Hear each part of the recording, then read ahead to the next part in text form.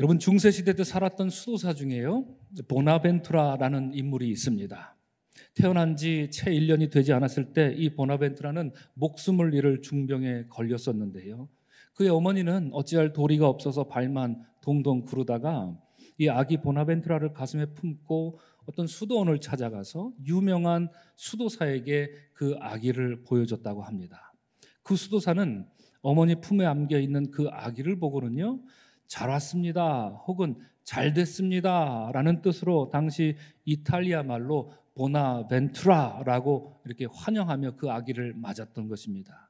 그래서 그 어머니는 그 말을 듣고 아기의 이름을 보나벤투라라는 이름을 지었다는 얘기죠. 그래서 이탈리아에는 호텔 이름 중에 보나벤투라라는 이름이 많다고 하지요. 그러자 이후 이 아기 보나벤투라는 정말 기적적으로 건강을 회복할 수 있었는데요. 그때 아기를 축복한 수도사가 바로 성 프란치스코였습니다. 보나벤투라는 자라면서 성 프란치스코의 신앙에 감화를 받게 됩니다. 그리고 그의 신앙을 배우고자 힘썼습니다. 그래서 훗날 성 프란치스코의 일대기를 역사상 처음으로 저술한 인물이 바로 방금 소개해드린 보나벤투라였던 것입니다. 보나벤투라는요, 자신의 책에서 성 프란치스코를 이렇게 기억하며 수레합니다.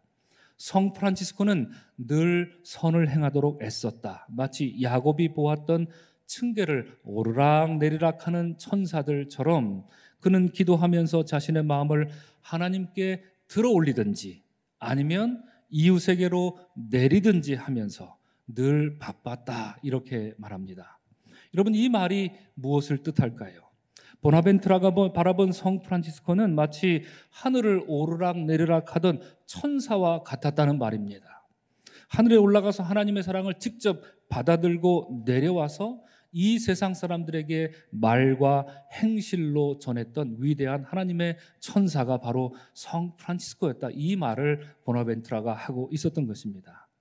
프랑스의 시인 크리스티앙 보뱅은 이 사람의 말을 빌리자면 성 프란치스코는요, 진리는 분명 높은 곳에 있기보다 낮은 곳에 있음을, 충족 속에 있기보다 결핍 속에 있음을 그는 본능적으로 감지한 사람이었던 것입니다. 그가 바로 성 프란치스코였습니다.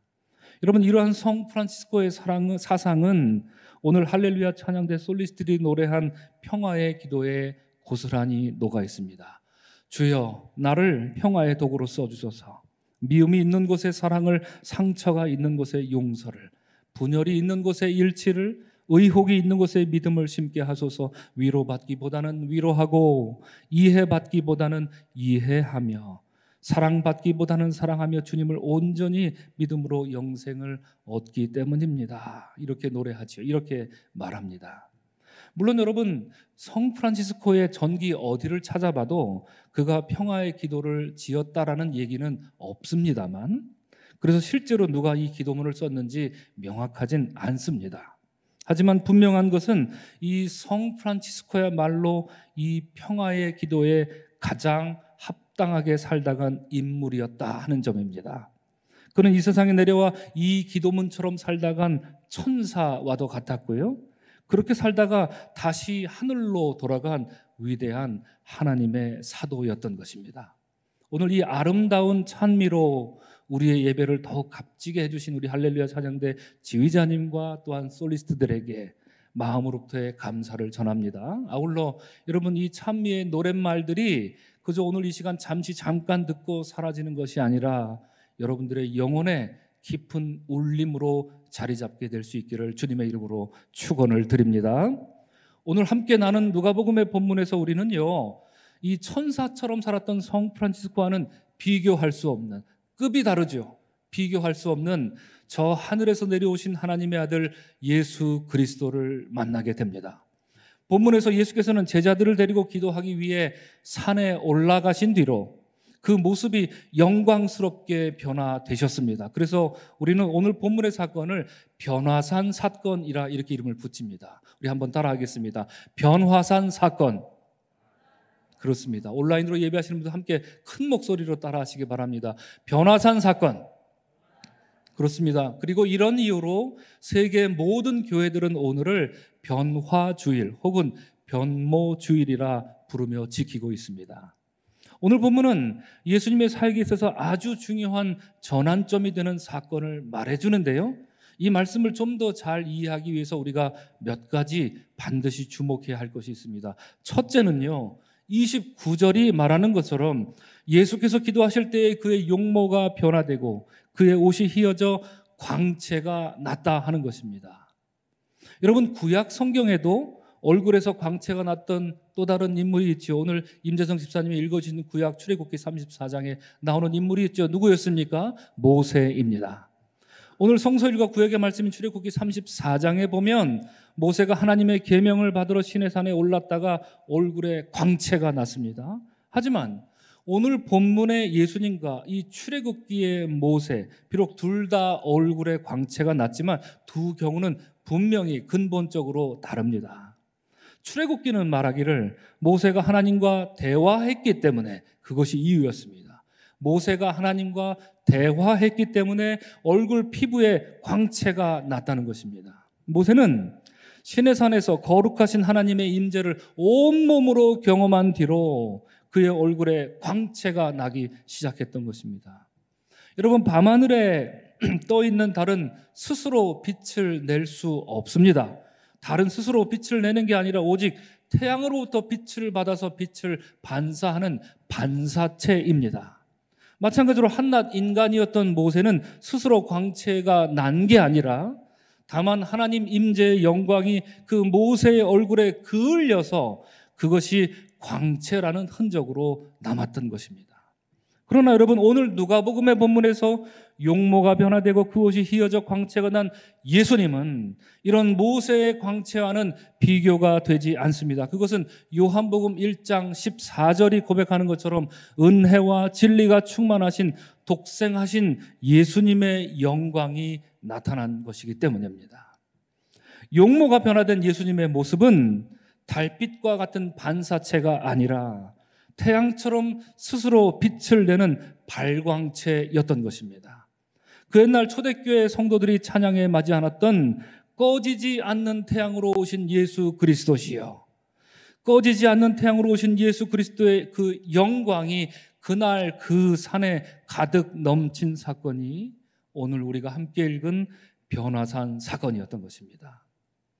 둘째로 여러분, 오늘 이 산에서 예수님은요, 구약의 두 인물을 만났던 것을 우리가 잊지 말고 기억해야 합니다. 하나는 누구였습니까? 모세요. 다른 하나는 엘리야였습니다.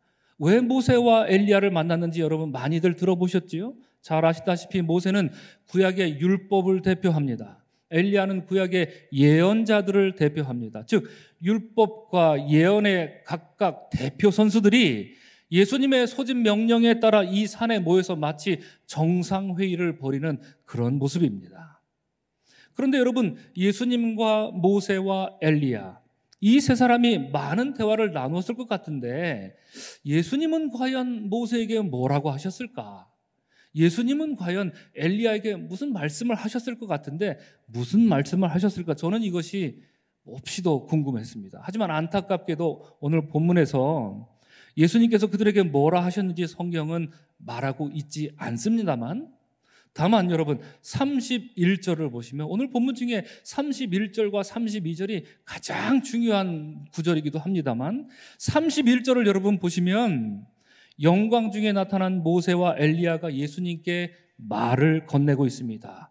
그들은 이제 장차 예수께서 무엇을 하려 하신다고요? 별세하실 것을 말했다고 합니다. 별세라는 말, 이게 무슨 뜻입니까? 별세라는 말은 한자 그대로 세상과 바이, 이별한다는 이야기입니다. 어떤 한 세상을 떠나서 다른 세상으로 간다는 것입니다. 그러니까 모세와 엘리야는 이제 곧 예수께서 이 세상과 이별하고 다른 세상으로 떠나시게 될 것에 대해서 말했다는 것입니다. 성경은 우리에게 그것을 이야기해 주는 것입니다. 이는 분명 세상을 구원하시기 위한 예수님의 십자가 사건을 암시할 것입니다. 그런데 여러분, 이처럼 별세라는 점에서 생각을 해보면 곧 떠남이라는 점에서 생각해 보면 지금 변화산에 서 있는 예수, 모세, 엘리야, 이 세 사람은요 동병상련입니다. 왜 그렇습니까? 여러분, 모세는 어디론가 떠났던 사람입니까? 어떻습니까? 그렇죠. 그는 떠났던 사람입니다. 모세는 하나님의 명령에 따라 이스라엘 백성들을 데리고 애굽에서 떠나 가나안의 여정으로 이끈 사람이었습니다. 엘리야는 어떻습니까? 엘리야도 떠난 사람이었습니까? 어떻습니까? 맞습니다. 그도 떠난 사람이었습니다. 열왕기하 2장을 보시면 엘리야는 하나님이 보내주신 회오리 바람을 타고 이 세상을 떠나 저 세상으로 호련히 올라간 예언자였던 것입니다. 그러니까 여러분, 이 두 사람은 각각 율법과 예언의 대표 선수로 변화산에 서 있는 거기도 했지만 떠나는 것에도 일가견이 있는 것입니다. 떠남으로 치자면 이들이 예수님보다 선배라 할 수도 있습니다. 떠남에 있어서도 구약의 대표 선수니까 말입니다. 그러므로 아마도 그들은 먼저 자신이 경험했던 떠남에 대해서 예수님께 일일이 낱낱이 고했을 것이고요. 그 다음으로 이제 장차 예수님이 겪으실 그 떠남에 대해서, 별세에 대해서 이야기를 나누었을 법합니다. 자, 그런데 여러분, 오늘 본문을 성경 원어로 읽으면 누가복음은요, 이 별세라는 말을 아주 유별난 단어로 표현합니다. 곧 별세라는 말은 헬라어로 엑소더스라고 합니다. 엑소더스라고 하는 말은 출국, 이주, 탈출을 의미합니다. 이 단어는 영어 그대로 돼서 엑소더스는 곧 출애굽 사건을 의미합니다. 그래서 출애굽기를 The Book of Exodus라고 부르는 거지요. 그래서 학자들은 말하기를 하나님은 그 옛날 모세를 통해서 첫 번째 엑소더스, 그것이 무엇입니까? 그것이 무엇이죠? 출애굽기입니다. 출애굽 사건으로 이스라엘 백성들을 구하셨던 것처럼 이제 자신의 독생하신 예수로 말미암아 온 인류를 구원하기 위한 제2의 엑소더스를 이 변화산 사건에서 공표하고 있다, 이렇게 말하고 있는 것입니다. 이런 점에서 여러분, 이 위대한 제2의 엑소더스가 공표되는 그 사건 속에 함께 올랐던 제자들은 그럼 어떤 모습을 보이고 있는지 우리가 면밀히 살펴볼 필요가 있습니다. 예수께서는 이 영광스러운 변모의 날에 3명의 제자들과 함께 산에 오르셨습니다. 28절은 그 제자들의 이름을 베드로와 요한과 야고보라고 알려줍니다. 이들은 명실공히 예수님의 제자들을 대표하는 수제자들입니다. 그런데 오늘 본문에서 이들이 보여주는 모습은 실소를 금할 수 없습니다. 왜냐하면 저 위대한 제2의 엑소더스가 공표되는 바로 그날 그 산에서, 즉 모세와 엘리야가 예수님과 함께 영광 중에 시끌벅적한 대화를 나누는 그 중에 32절은 그 잘난 예수님의 수제자들이 깊이 졸았다, 이렇게 말하고 있으니 말입니다. 여러분 어떻습니까? 여러분, 하나님이 첫 번째 엑소더스를 감행하셨던 날, 그 위대한 출애굽의 날에, 곧 이스라엘 백성들이 애굽에서 탈출하던 날에, 그 위대한 여호와의 유월절이 시작되는 바로 그때에 만약 이스라엘 백성들이 졸다가 탈출을 못했습니다 했다면 그게 무슨 변명이나 되겠습니까? 그런 일이 가당키나 하겠습니까? 여러분, 상상조차도 할 수 없는 일이죠. 그 위대한 출애굽 사건의 날에 누군가 졸아서 탈출 못했다, 이런 기록이 만약에 있다고 한다면 이 얼마나 수치스럽고 못난 모습이겠습니까? 그러므로 오늘 본문의 제자들이 깊이 졸았다라고 하는 것은요, 그들의 육신이 피곤했다, 이 말을 하고 있는 것이 아니겠지요. 소위 예수님의 제자를 대표한다는 자들이 영적으로 너무나도 게으르고 나태해져 있음을 말하고 있는 것입니다.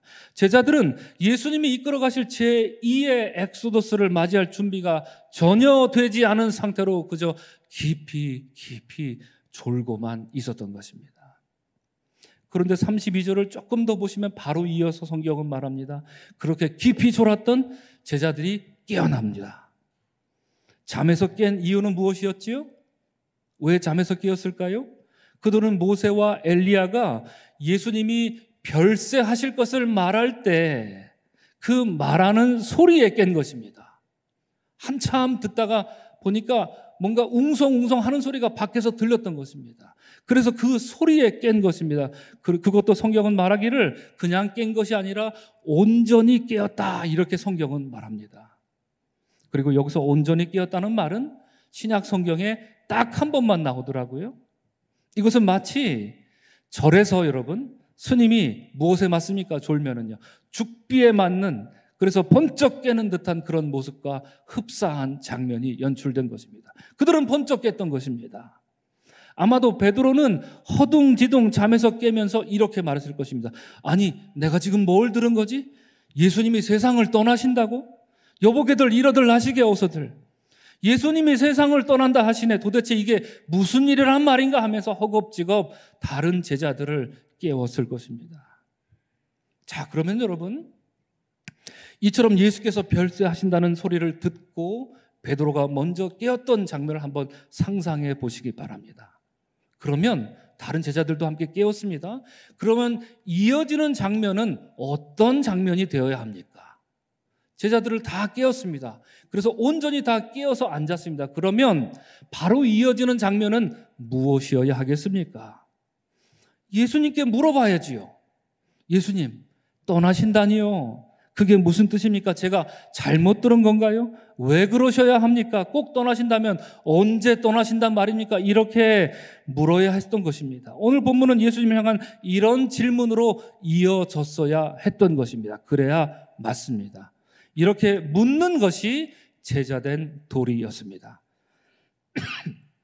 하지만 잠에서 깬 제자들은 그렇게 묻기는커녕 곧바로 다른 것에 눈이 팔렸습니다.